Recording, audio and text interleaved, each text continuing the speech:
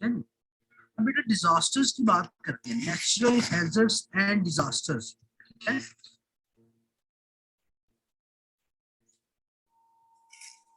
सबसे पहले मैंने आपको नेचुरल डिजास्टर के बारे में बताया कि डिजास्टर होता क्या है, ठीक है। डिजास्टर आपका एक्चुअली होता क्या है।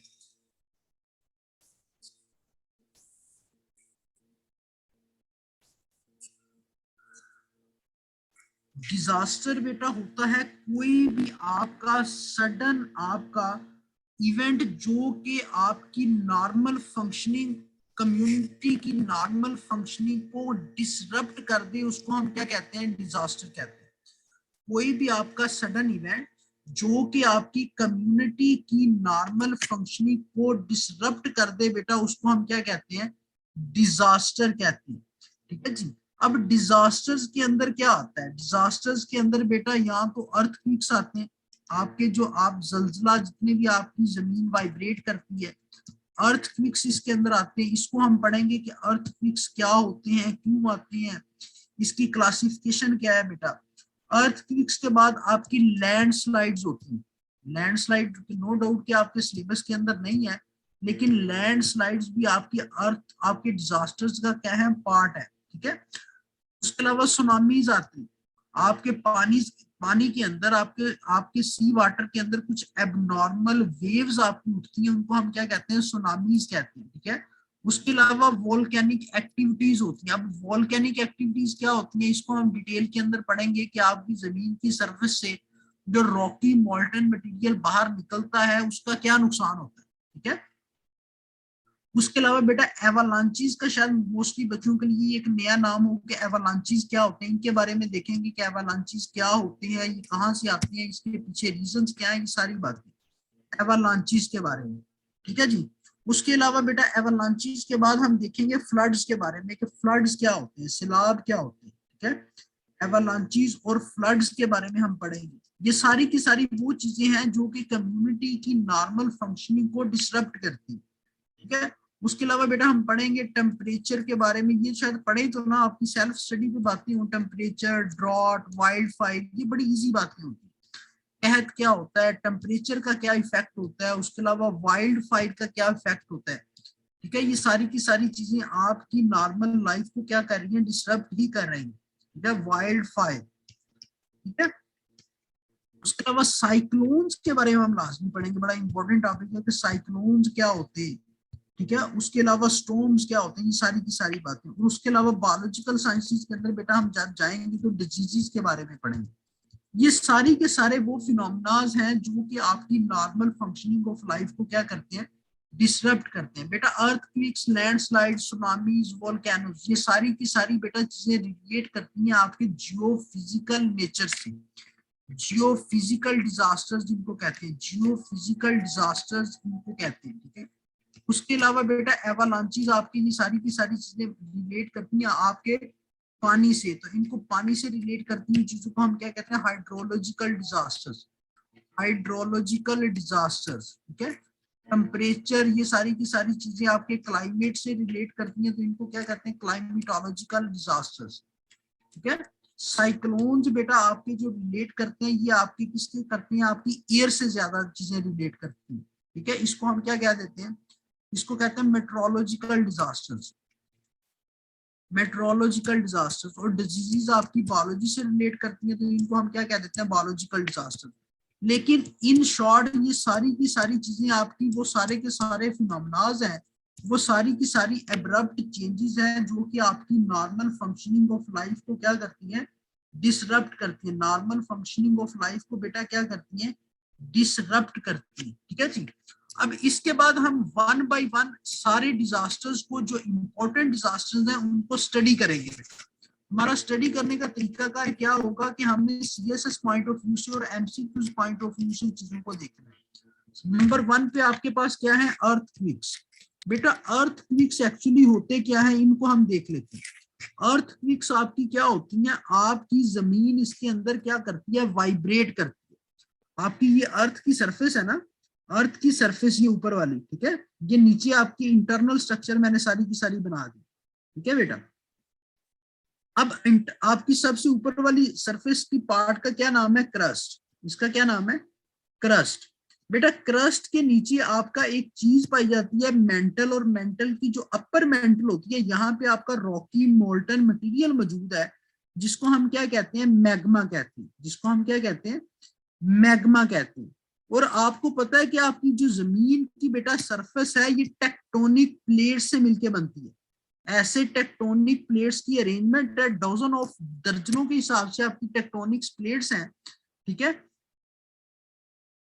आपकी tectonics plates and tectonics plates की वजह से ये बेटा आपका क्या है? आपकी सारी की सारी जमीन टेक्टोनिक प्लेट्स के ऊपर खड़ी है, और नीचे आपका रॉकी मोल्टन मटेरियल है। मैग्मा आपका क्या है? Rocky molten material. रॉक्स हैं जो कि मोल्ट हुई है, मेल्ट हुई है, रॉकी मोल्टन मटेरियल। ठीक है, रॉक्स आपकी क्या है? सारी की सारी मेल्टेड फॉर्म के अंदर पड़ी है। बेटा ये नीचे से क्या करती हैं? बाहर निकलने की कोशिश करती हैं। जब ये टेक्टोनिक्स प्लेट्स आपस के अंदर एडजस्टमेंट कर रही होती हैं, तो वहां पे एक आपकी स्पेस क्रिएट होती है, और ये जो मैग्मा है ये बाहर निकलने की कोशिश करता है। ये मैग्मा क्या करता है? बाहर निकलने की कोशिश करता है। जब बेटा ये बाहर निकलने की कोशिश करेगा, तो कोई एनर्जी भी तो यहाँ पे लगाएगा ना। तो ये एनर्जी जो लगती है, ये काइनेटिक एनर्जी होती है, और ये एनर्जी ऐसे वेव्स की फॉर्म के अंदर फैलती हुई आपकी जमीन की सरफेस के ऊपर पहुंच जाती है। और जब जमीन की सरफेस के ऊपर पहुंचती है, तो आपकी जमीन क्या करती है? वाइब्रेट करती है। तो इसी वाइब्रेशन ऑफ अर्थ को, वाइब्रेशन ऑफ अर्थ को हम क्या कहते हैं? अर्थक्वेक्स कहते हैं। Vibration of earth by sudden release of energy, vibration of earth surface by sudden release of energy. Energy का रिलीज कहां पे हुआ? एनर्जी का release inside the earth surface हुआ।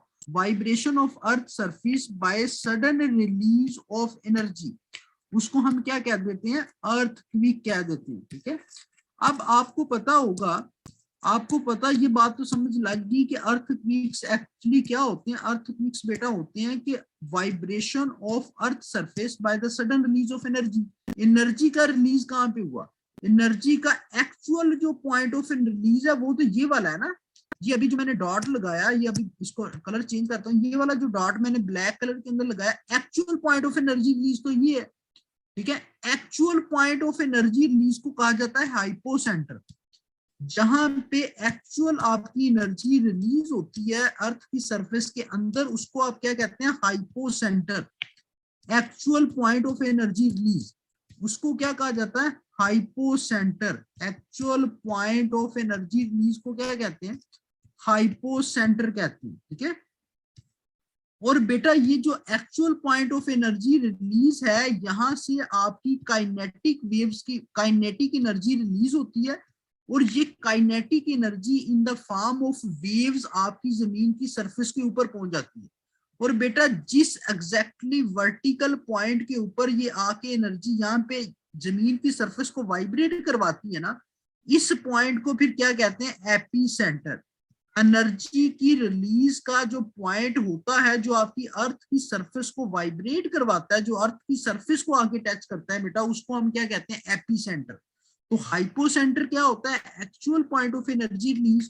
और एपी सेंटर आपका क्या होता है? एपी सेंटर बेटा होता है आपका point of energy release at the surface of the earth. उसको हम क्या कहते हैं? आपका उसको हम क्या कहते हैं? एपी सेंटर कहते हैं। अब बेटा इसके पीछे इसकी रीजंस क्या है, कॉजेज क्या है, अर्थक्वेक्स आते क्यों है? वैसे अर्थक्वेक्स आने की एक तो बेटा आपके पास वजह यह है कि अगर आप अर्थ के क्या करेंगे, अर्थ के आप उसकी कंपोजिशन को, उसकी स्टेबिलिटी को डिस्टर्ब करेंगे, तो आपका क्या होगा? आप उसको डिस्टर्ब कर, अगर लेट्स सपोज, एक तो नेचुरल इफेक्ट ना, टेक्टोनिक प्लेट्स जब आपको मूव करवाती है, टेक्टोनिक प्लेट्स जब अपने आप को एडजस्ट करती हैं, तो आपका नेचुरली तौर पे वहां पे कुछ स्पेस क्रिएट होती है, और स्पेस क्रिएट होने की वजह से नीचे जो आपका रॉकी मोल्टन मटेरियल है वो बाहर निकलने की कोशिश करता है। ठीक है, एक तो टेक्टोनिक प्लेट्स की मूवमेंट की वजह से, ठीक है, आपकी क्या करती हैं? आपकी वो नीचे से बाहर निकलने की, उसके अलावा ह्यूमन इंड्यूस्ड एक्टिविटीज की वजह से।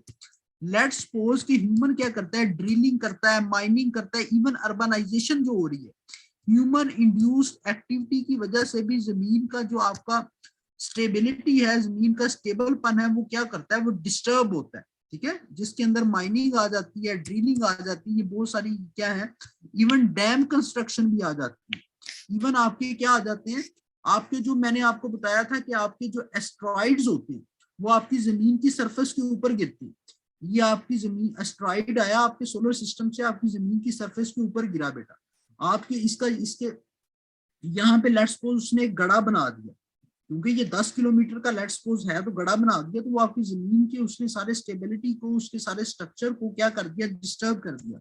तो इस तरह डिफरेंट जो human induced activities as well as the natural activities हैं, वो सारी की सारी इसका क्या बनती है, काज बनती है। ठीक है, अर्थक्वेक्स का अभी आपको इंट्रोडक्शन सिर्फ करवाया और इसकी काजेज बताई, इसकी रीजंस बताई कि व्हाई अर्थक्वेक्स कम्स, और दो इंपॉर्टेंट टर्मिनोलॉजीज आपको बताई हैं, एक हाइपोसेंटर और दूसरा आपको क्या बताया, एपी सेंटर के बारे में बताया कि actual point of energy release जो होता है उसको हम क्या कहते हैं, हाइपोसेंटर, और जो आपका उसके वर्टिकली जमीन की सरफेस के ऊपर पॉइंट ऑफ एनर्जी रिलीज होता है उसको हम क्या कहते हैं, एपी सेंटर कहते हैं। ठीक है जी, अब बेटा on the basis of actual point of energy release, actual point of energy release को ना वैसे फोकस पॉइंट भी कहते हैं, कहीं पे अगर फोकस पॉइंट लिखा हो तो आपने उसके अंदर टेंशन में फोकस पॉइंट भी, एपी हाइपोसेंटर को फोकस पॉइंट भी कहा जाता है। ठीक है जी बेटा, on the basis of the depth of the actual point of energy release, कितनी डेप्थ के अंदर आपका actual point of energy release था, कितनी डेप्थ के अंदर आपका actual point of energy release था, उसकी बेसिस के ऊपर अर्थक्वेक्स को डिवाइड किया जाता है। आदल नसीर बेटा, मैंने ये बताया कि आपकी अर्थ की सरफेस के अंदर एक्चुअली जिस पॉइंट के ऊपर एनर्जी रिलीज हुई, ठीक है ना, ये जो पॉइंट था आपकी, ये अर्थ की सरफेस है। ठीक है, ये आपकी क्या है, अर्थ की सरफेस। लेट्स सपोज कि एक्चुअल जो नीचे से आपका प्रेशर लगा, नीचे से एक फोर्स लगी और आपकी इस पॉइंट के ऊपर क्या हुआ, एनर्जी का actual point of energy release ये था। अब यहाँ पे जब actual point of energy release होगा तो बेटा चीजें एक दूसरे से अवे तो जाएंगी ना, ऐसे आपकी वेव्स तो बनेगी। अब बेटा ये जो वेव्स बनती हैं ये आपकी जमीन की सरफेस के ऊपर आके टच करती हैं, और जहां पे ये टच करती हैं आपकी जमीन वाइब्रेट करती है। अब आपके पास दो पॉइंट्स आ गए, एक ये वाला पॉइंट और एक ये वाला पॉइंट। इस पॉइंट को जो actual point of energy release था इसको हमने हाइपोसेंटर कहा, और इस पॉइंट को जो आपका अर्थ की सरफेस को जिसने टच किया उसको हमने कहा एपीसेंटर। और इन वेव्स को एक नाम दिया जाता है सिस्मिक वेव्स। इन वेव्स को आप क्या कहते हैं, सिस्मिक वेव्स कहते हैं। ठीक है, इनको क्या कहते हैं, सिस्मिक वेव्स। ठीक है, अब on the basis of the depth of hypocentre, hypocentre की डेप्थ कितनी थी, इस बेसिस के ऊपर बेटा आपके अर्थक्वेक्स को क्लासिफाई किया जाता है। आपके अर्थक्वेक्स को क्या करते हैं, क्लासिफाई करते हैं, क्लासिफिकेशन उनकी करते हैं into different categories, into different categories, जिसकी हम क्या करते हैं, क्लासिफिकेशन करते हैं। कैसे जी बेटा, अगर तो डेप्थ ऑफ रीजन, अगर तो अर्थक्वेक की जो depth of actual point of energy release है वो आपका 60 किलोमीटर से क्या हो, कम हो, लेस देन आपका 60 किलोमीटर हो, अगर तो वो लेस देन 60 किलोमीटर हो तो ऐसे अर्थक्वेक्स को कहते हैं शैलो अर्थक्वेक्स। ऐसे अर्थक्वेक्स को क्या कहते हैं, शैलो अर्थक्वेक्स। ठीक है जी, और अगर बेटा जो आपके पास आपका डेप्थ ऑफ रीजन है, अगर एनर्जी का रिलीज होने का पॉइंट आपका 60 किलोमीटर से लेके 300 किलोमीटर तक है, 300 किलोमीटर तक है, इन बिटवीन 60 टू 300 किलोमीटर है, तो ऐसे अर्थक्वेक्स को कहा जाता है इंटरमीडिएट अर्थक्वेक्स, इंटरमीडिएट अर्थक्वेक्स। ठीक है, अगर बेटा थर्ड टाइप आपके पास ये है कि अगर आपका वो जो डेप्थ ऑफ रीजन है वो मोर देन 300 किलोमीटर हो, अगर आपके पास जो डेप्थ ऑफ रीजन है वो मोर देन 300 किलोमीटर हो, तो ऐसे अर्थक्वेक्स को कहते हैं डीप अर्थक्वेक्स। ऐसे अर्थक्वेक्स को क्या कहते हैं, डीप अर्थक्वेक्स कहते हैं। ठीक है जी, बात समझ आई अभी तक। क्लासिफाई हम अर्थक्वेक्स को कैसे करते हैं, on the basis of the depth of the origin. अगर उसका जो डेप्थ ऑफ ओरिजिन है वो लेस देन 60 हो तो ऐसे अर्थक्वेक्स को हम शैलो अर्थक्वेक्स कहते हैं। और अगर उनका जो डेप्थ ऑफ ओरिजिन है बेटा वो 60 से 300 किलोमीटर तक हो तो ऐसे अर्थक्वेक्स को इंटरमीडिएट अर्थक्वेक्स कहा जाता है। और अगर उनका जो डेप्थ ऑफ ओरिजिन है वो मोर देन 300 किलोमीटर हो तो ऐसे अर्थक्वेक्स को हम क्या कहते हैं, डीप अर्थक्वेक्स कहते हैं। ठीक है जी। अब यहाँ पे एक आपको चीज और यहाँ पे थोड़ी सी समझाता चलूं कि बेटा दो टर्म्स होती हैं अर्थक्वेक्स के बारे में। एक आपने सुना होगा मैग्नीट्यूड का। जब आपका कहीं पे भी अर्थक्वेक आता है तो फौरन आपकी न्यूज चैनल के ऊपर आ जाता है कि इतने रेक्टर स्केल पे उसकी शिद्दत इतनी थी, रेक्टर स्केल के ऊपर उसकी शिद्दत इतनी थी। वो एक्चुअली बेटा मैग्नीट्यूड होता है। और एक टर्म होती है इंटेंसिटी। एक टर्म क्या होती है, इंटेंसिटी। ठीक है। अब किसी भी अर्थक्वेक की इंटेंसिटी कितनी है और मैग्नीट्यूड कितना है ये आपको पता होना चाहिए। 2005 के अंदर 8 अक्टूबर 2005 के अंदर अर्थक्वेक पाकिस्तान के अंदर एक आया था बालाकोट के मुकाम पे, जिसका सेंट्रल पॉइंट क्या था, बालाकोट। किसी बंदे को पता है कि इसका मैग्नीट्यूड कितना था और इसकी इंटेंसिटी कितनी थी? अब में से किसी इंडिविजुअल को ये पता है कि what was the intensity of the 8 October 2005 earthquake? कितनी इंटेंसिटी थी? 6.3। नहीं बेटा शरोज बेटा 6.3 नहीं थी, ये बेटा आपकी थी 7.2। इसका जो मैग्नीट्यूड था 7.6 एग्जैक्टली। अबैद बेटा 7.6 था, इसका मैग्नीट्यूड क्या था 7.6। किसी को ये पता है कि इसकी इंटेंसिटी कितनी थी? जो आपका 2005 के अंदर आपका अर्थक्वेक आया है, किसी को ये पता है कि इसकी इंटेंसिटी कितनी थी? सबसे पहले आपको ये पता होगा इंटेंसिटी क्या होती है, तो फिर ही आप इंटेंसिटी बता सकेंगे ना सिकंदर गिलानी पाकिस्तान जिंदाबाद बेटा कि क्या होती है इंटेंसिटी। ठीक है। तो बेटा मैग्नीट्यूड एक्चुअली होता है कि जब फौरन आपका जब जलजला आता है, जब आपका अर्थक्वेक आपका महसूस किया जाता है, तो एट दैट टाइम जो आपकी रेक्टर स्केल के ऊपर बेटा वैल्यू आती है उसको आप क्या कहते हैं, मैग्नीट्यूड कहते हैं। ये at the time of earthquake, at the time of energy release आप रेक्टर स्केल के ऊपर एक वैल्यू लेते हैं। ये वैल्यू लेने के लिए ना आपके जियोलॉजिस्ट ने आपकी अर्थ की सरफेस के अंदर कुछ सीसोमीटर्स उन्होंने क्या कर दिए हुए हैं, कुछ सीसोमीटर्स यहाँ पे क्या किए हुए हैं, उन्होंने दाखिल किए हुए हैं। सीसोमीटर्स यहाँ पे इनोकुलेट किए हुए हैं आपकी अर्थ की सरफेस के अंदर। जैसे ही आपकी जमीन की सरफेस वाइब्रेट करती है तो वो जिस पॉइंट पे actual point of energy release होता है आपको एक वैल्यू प्रोवाइड कर देता है। ठीक है। वो आप लेते हैं सीसोमीटर की मदद से, और सीसोमीटर की वैल्यू वो रेक्टर स्केल पे लेके आपको फौरन विद इन अ सेकंड वो बता देता है कि आपका जी जो अभी आपकी अर्थ की वाइब्रेशन हुई है इसकी शिद्दत कितनी थी रेक्टर स्केल के ऊपर। ठीक है। और बेटा ऑन द अदर साइड जो इंटेंसिटी होती है वो होती है लॉसेस को हम क्या कहते हैं, इंटेंसिटी कहते हैं।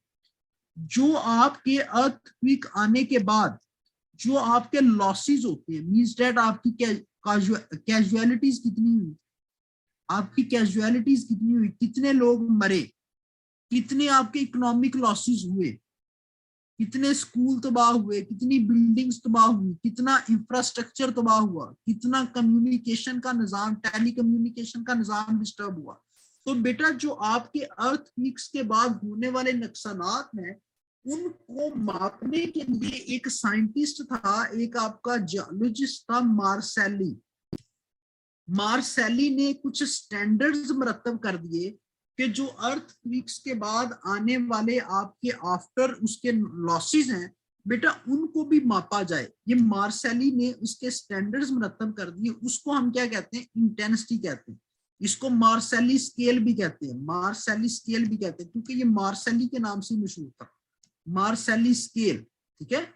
ये भी बेटा 1 to 10 होते हैं ऑन द बेसिस, ये मुख्तलिफ आपके पैरामीटर्स को लेके ये स्केल मरतब किए गए।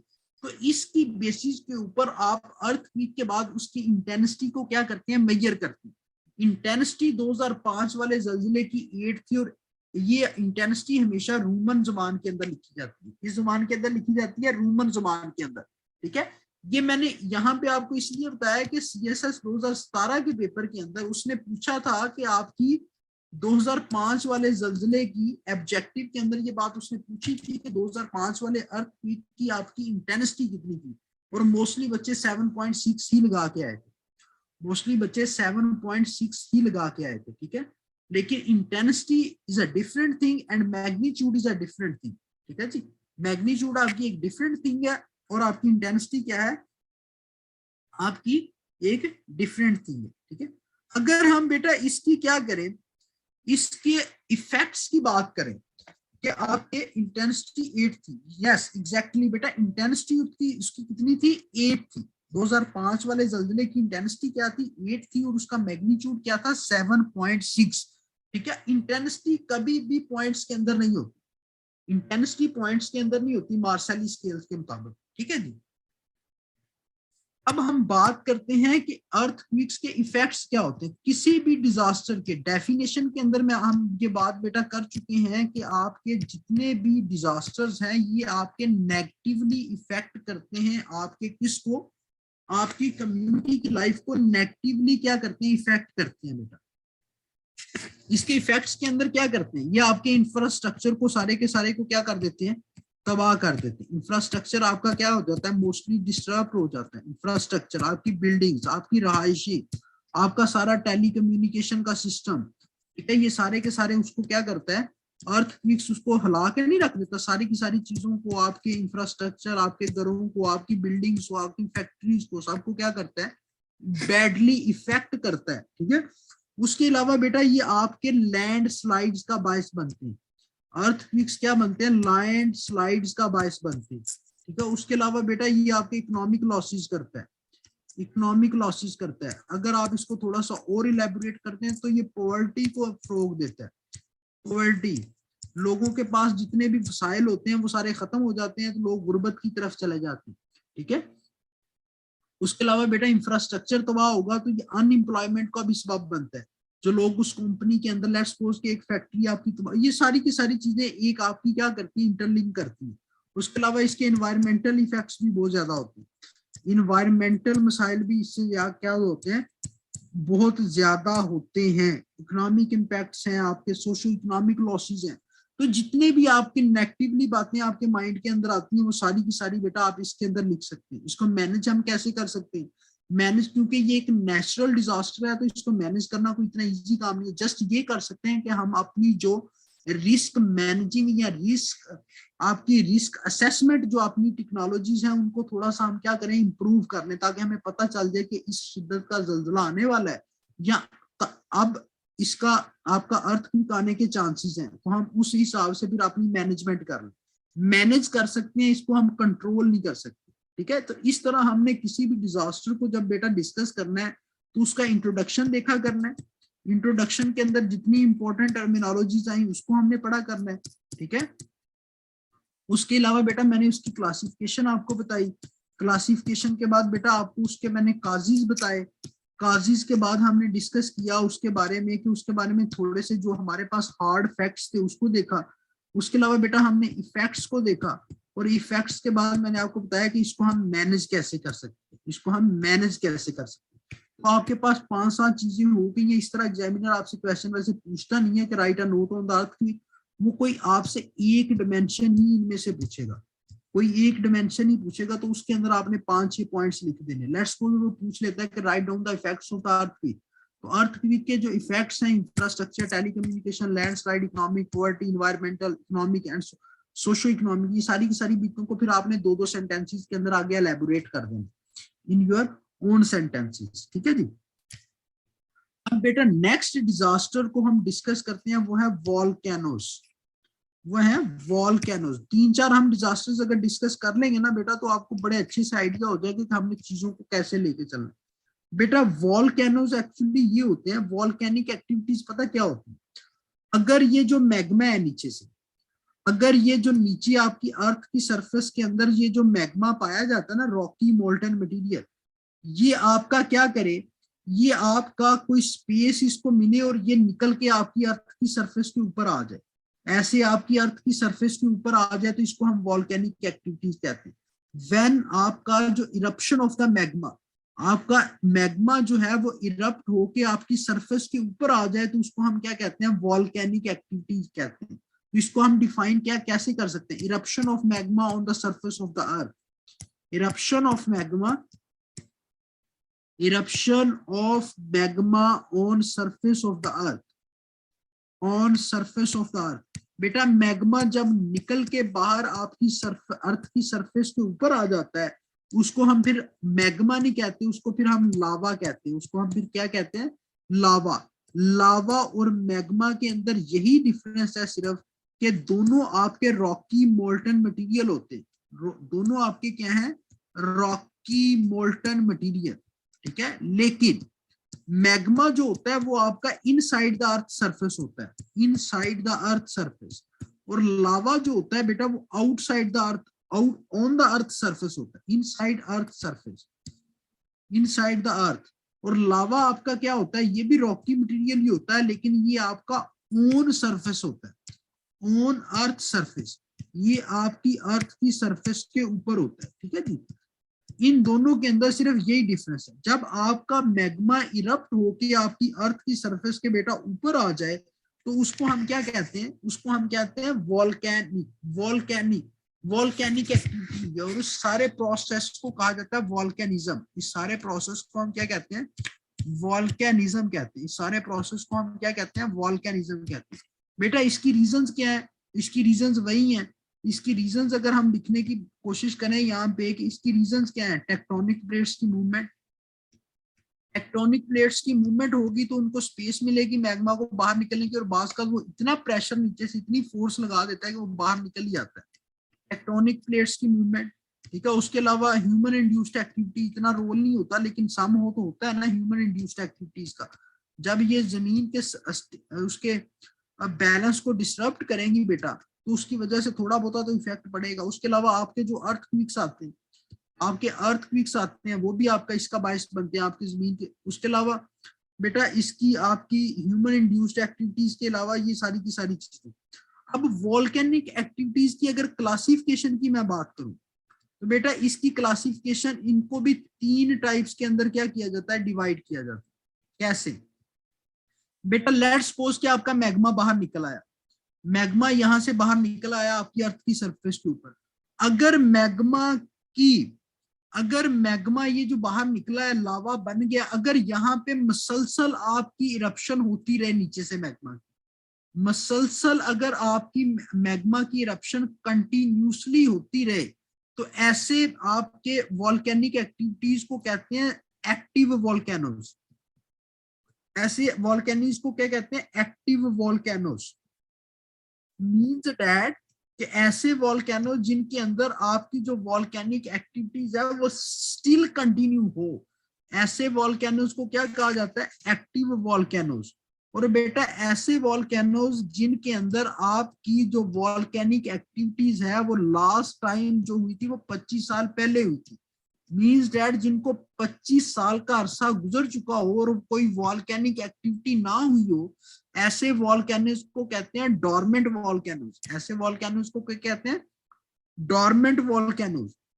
और बेटा ऐसे वॉल्केनोज जिनके अंदर 100 साल तक कोई वॉल्केनिक एक्टिविटीज ना हो, उनको हम क्या कहते हैं, एक्सटिंक्ट वॉल्केनोज।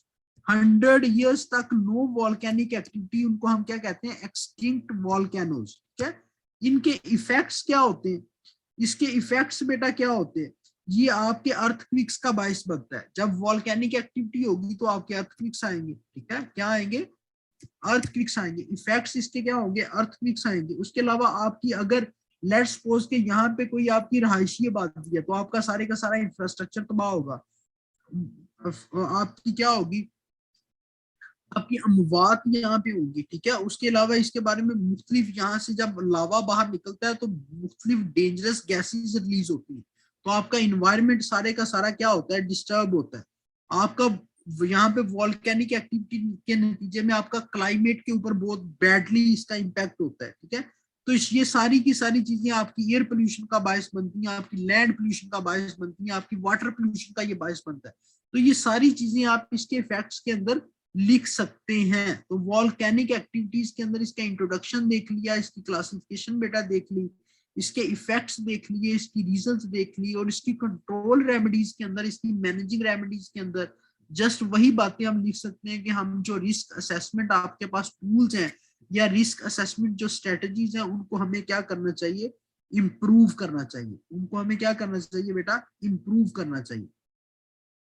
तो मुझे ये बताएं कि आपको यहां तक बातें समझ आई है, आपको यहां तक बातें समझ आई कि हमने एक्चुअली अर्थक्वेक्स और वोल्केनोस को किस डायमेंशंस के अंदर पढ़ा, किन डायमेंशंस के अंदर पढ़ा। यहां तक अगर कोई क्वेश्चन है आपका, किरण, समरा, उसके अलावा शहरोज, शहरोज है हमारी क्लास के अंदर, उबैद है, सिकंदर है, ठीक है, अगर बच्चे यहां तक कोई क्वेश्चन है तो आप पूछ सकते हैं। और आपको काफी हद तक आइडिया हो गया होगा कि हमने डिजास्टर्स को, जो 2-3 डिजास्टर्स और पढ़ने हैं, उनको कैसे पढ़ना। फ्लड्स पढ़ेंगे, एवलांचेस पढ़ेंगे और साइक्लोन्स और पढ़ेंगे, बाकी आप खुद करेंगे। ठीक है, खुद का मतलब ये है कि आपको आइडिया हो जाएगा, जनरलाइज जनरल सी बातें हैं वो आप खुद कर लेंगे। फ्लड्स को देख लेंगे, उसके अलावा बेटा एवलांचेस को देख लेंगे और साइक्लोन्स को देख लेंगे नेक्स्ट क्लास के अंदर। रबिका बेटा यहाँ तक बातें क्लियर है, ऐसे ही आप नोट्स बनाते हैं, ये पीडीएफ भी आपके साथ शेयर कर दिया, तो पीडीएफ मींस दैट ये जो मेरे पास स्लाइड्स होती है। ठीक है जी, अगर कोई क्वेश्चन है तो you can ask from me, otherwise फिर हम इस क्लास को वाइंड अप करते हैं यहाँ पे। बेटा आज 10-15 मिनट जल्दी खत्म करें। बेटा स्पीड एक्चुअली सिलेबस बहुत लेंथी है और हमारे पास नंबर ऑफ क्लासेस कम होती है ना, तो इसको मैं थोड़ा सा स्पीडी करता हूँ, मुझे पता है मैं थोड़ा सा स्पीडी कर रहा हूँ, लेकिन जब हम बायोलॉजी के ऊपर जाएंगे ना, जिसके अंदर थोड़ी सी हार्डकोर टर्मिनोलॉजी, वहां पे स्पीड को मैं ऑटोमेटिकली थोड़ा सा स्लो कर लूंगा।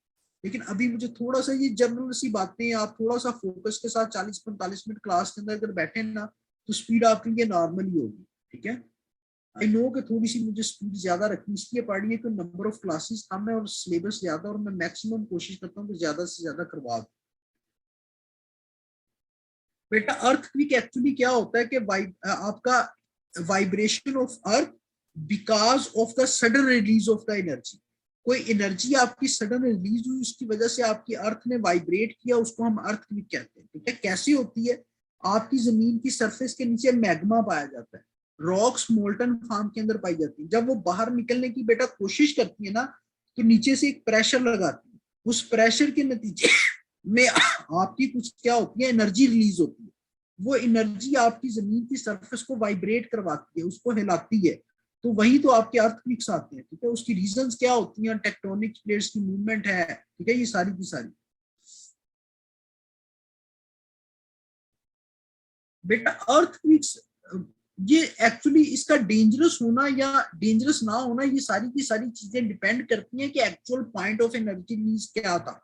Actual point of energy release कई दफा ये होता है कि actual point of energy release ही इतना डेप्थ के अंदर होता है कि जमीन इतनी वाइब्रेट ही नहीं करती। ठीक है, वो भी आपके लिए कम नुकसानदेह। और कई दफा ऐसा होता है कि actual point of energy release बहुत लो होता है, लेट्स फॉर 10 किलोमीटर है, ठीक है, लेकिन उसके ऊपर कोई इंफ्रास्ट्रक्चर ही नहीं होता, कोई आपकी ऐसी आबादी नहीं होती कि जो आपका क्या करे, आपका कोई कैजुअलिटीज, कोई मसला वहां पे क्रिएट हो सके।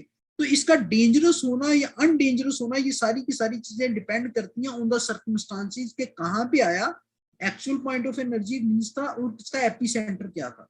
इसकी इंटेंसिटी जो आपकी होती है, इंटेंसिटी का जो इसका पैरामीटर्स हैं, वो सारी की सारी चीजें बेटा बाद की बात है कि ये कितना डेंजरस था, और डेंजरस होना या ना होना ये आफ्टर जो इफेक्ट्स हैं, आफ्टर जो रीजन है, उनके ऊपर डिपेंड करते हैं। ठीक है,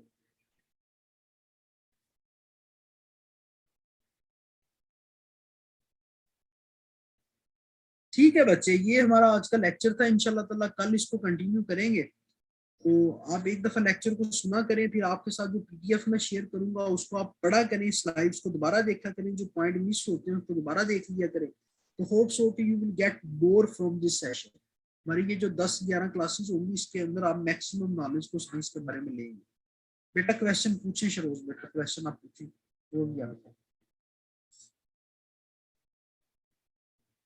बिग बैंग क्वेश्चन, ये बिग बैंग के मुतालिक क्वेश्चन।